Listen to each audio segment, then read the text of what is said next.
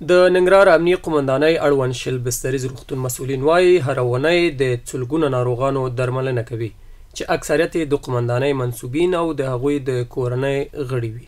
د دوی په خبره دلته د هر ډول ناروغیو د درملنې لپاره اسانتیاوې شته، خو په دې وروستیو کې د موسمي ناروغیو ناروغان زیات شوي دي چې په وخت ورته رسیدګي کیږي.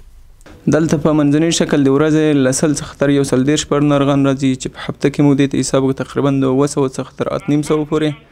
همدارنګه که چېرته په میاشت کې دې ته حساب وکړو 3000 څخه تر 4000 پر مریضان موږ ګورو. خو اوس وخت کې الحمدلله اوس ډېر خدمات پکې ترسره کېږي.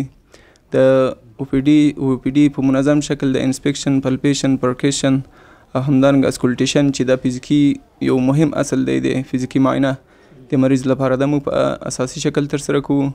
په یاد روغتون کې د روغتیايي خدماتو ترڅنګ ګڼ رغنیزې چارې هم روانې دي.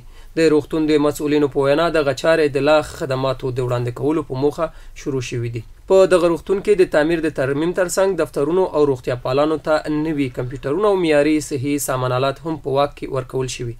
اوس مهال مو چې کومې چارې روانې کړي دي 6 اتاقونه مو کاشي کړي دي، دیوالونو سره همدارنګه دفتر مو په معیاري سیستم برابر کړي دي، اداري مو د آل ان ون کمپیوټرونو باندې بسیا کړې ده، همدارنګه ایکس ری مو فعاله کړې ده، ای سی جي مو فعاله کړې ده، الټراساوند شعبه هم فعاله کړې ده او لابراتري مواد مو هم ورته د بازار څخه مو اخیستي ده او ریاست هم راسره کومک کوي.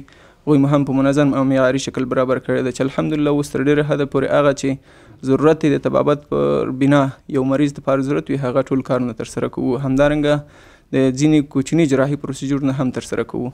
په ورته وخت کې روغتون ته راغلي ناروغان هم د روغتیايي خدمتونو څخه خوښ دي او په دغه برخه کې د اسلامي امارت وروستۍ هڅې ستایي. کمی مریض بودم، سلفه میکردم و تاو جان درد بودم، مراجعه کردم برای دکتر صاحبا، اگه اصطلاح آورده بودم دوا بگیرم. والا ماشاءالله خداوند زنده داشته باششانه، هر وقت آمدیم با ما اخلاص صداقت کار میکنن و با مشکل ما با وقت رسیدگی میکنن. د مسؤلینو د معلوماتو له مخې په دغه روغتون کې یو نوی تعمیر چې تقریبا 50 سلنه چارې له وړاندې ترسره شوي او پاتې چارې به هم په نږدې راتلونکي کې پیل شي.